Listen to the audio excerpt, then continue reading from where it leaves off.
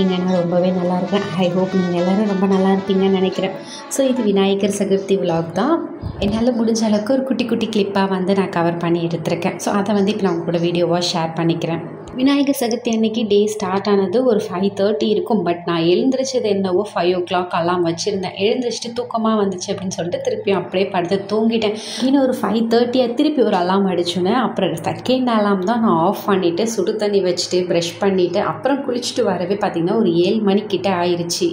முன்னாடி நாளே வந்து நானும் அத்தானும் விநாயகர் சதுர்த்திக்கு என்னென்ன பொருள்லாம் வேணுமோ அப்படின்னு சொல்லிட்டு வாங்கி வச்சிட்டோம். இந்த மாயில் தோரணம் இது மட்டும் ஃப்ரெஷ்ஷாக அன்றைக்கி வாங்கிக்கலாம் அப்படின்னு சொல்லிட்டு அது மட்டும் தான் வாங்கலை. மற்றபடி எல்லா பொருளுமே வாங்கி வச்சிட்டோம். பெருசாக கொடுக்குற அளவுக்கு நிறைய பேருக்கெலாம் வந்து கொழுக்கட்டை சுண்டெல்லாம் செய்யலை. ஏன்னா எல்லார் வீட்லேயும் எல்லார் கோவிலையும் இந்த கொழுக்கட்டை சுண்டல் எல்லாமே கிடைக்கும்.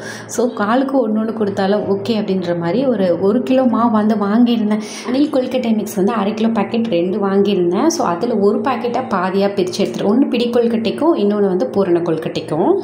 இன்னொரு 1/2 கிலோ எதுக்கு வாங்கினேன் அப்படின்னா சம்டைம்ஸ் வந்து நம்ம தண்ணி அதிகமாக விட்டுருவோம். அப்போ வந்து மாவு கிடைக்காது அப்படின்றதுனால எக்ஸ்ட்ரா ஒரு பேக்கெட் வந்து வாங்கியிருந்தேன்.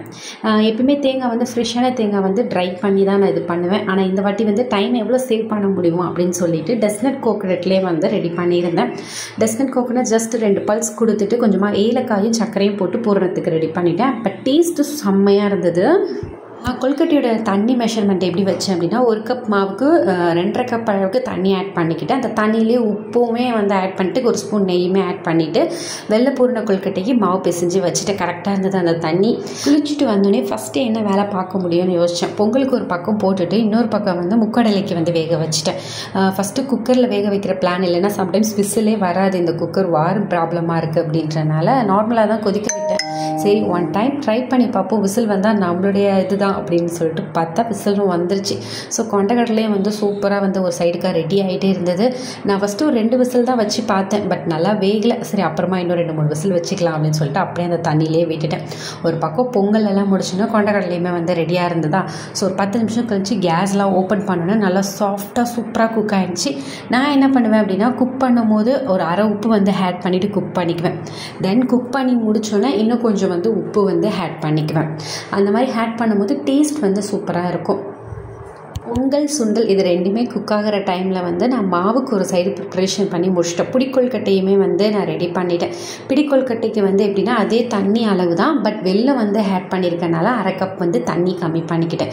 1 கப் அரிசி மாவுக்கு வந்து 1.25 கப் அளவுக்கு வந்து நான் ஸ்வீட் வந்து ஆட் பண்ணேன். பட் அப்படி இருந்துமே இது ஸ்வீட் பத்தலை.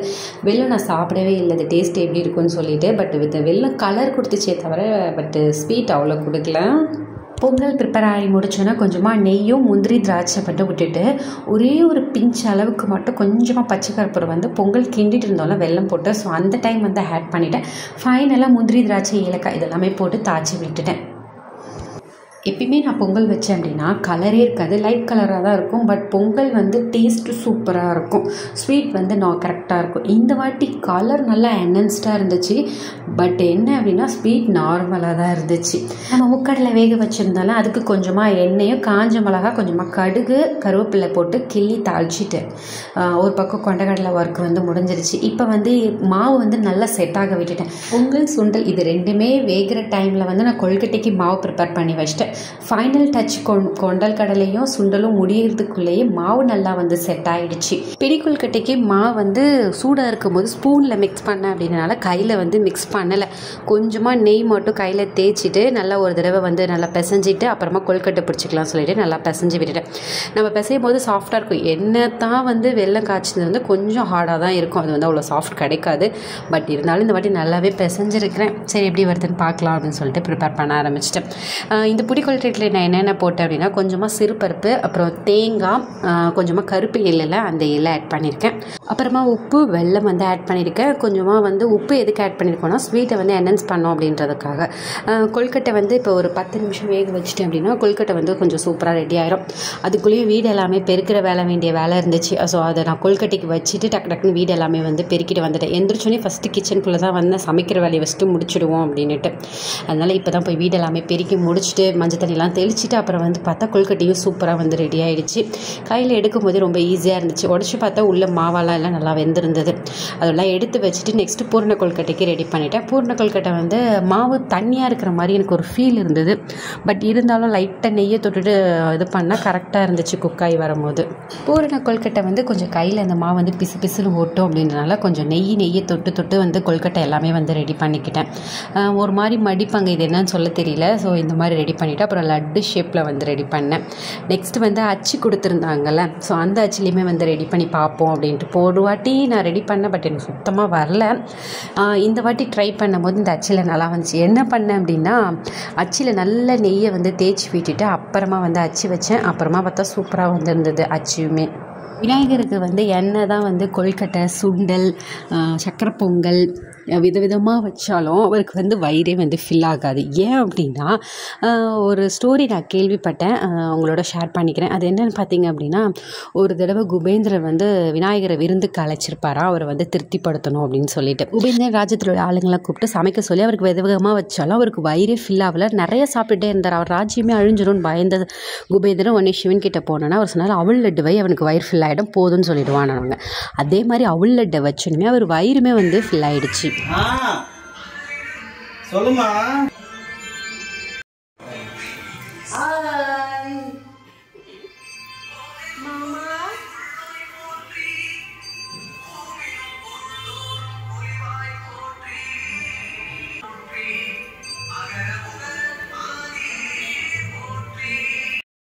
சமையல் வேலை எல்லாமே முடிஞ்சிருச்சு. இடையில வந்து ஒரு பாப்பா குரல் கொடுத்துருப்பா. அது எங்கள் வீட்டுக்கு பக்கத்து வீட்டில் உள்ள பாப்பா.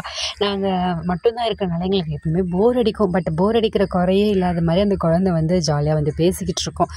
அத்தை, மாமா அப்படின்னு சொல்லி கூப்பிட்டுட்டே இருப்பா. ஏதாச்சும் காமிப்பா, மம்மம் சாப்பிட்டியா, நான் மம்மம் சாப்பிட்டேன்னு சொல்லுவாள். ஸோ இந்த மாதிரி ஒரு குட்டி குழந்தை நம்ம வீட்டில் இருக்கும்போது அது ரொம்ப ஹாப்பியாக இருக்குல்ல. எங்களுக்குமே ரொம்ப ஹாப்பியாக இருக்கும். வந்து தனியாக இருக்கிறோன்ற ஃபீலே இருக்காது. ஊருக்கெலாம் கிளம்பிட்டோம் அப்படின்னா சம்டைம்ஸ் வந்து எங்களுக்கு அந்த மாதிரி ஃபீல் ஆகிருக்கு. மேரேஜ் ஆகிட்டு இது எங்களுடைய ஃபஸ்ட்டு விநாயகர் சதுர்த்தி. நிறைய பேர் கமெண்ட்டில் அக்கா உங்களுடைய லவ் ஸ்டோரி வீடியோ வந்து சொல்லுங்கள், வீடியோவாக போடுங்க உங்கள் லவ் ஸ்டோரின்ட்டு. பட் அவ்வளோ பெரிய ஸ்டோரிலாம் கிடையாது. ஒரு சிம்பிளான ஸ்டோரி தான்.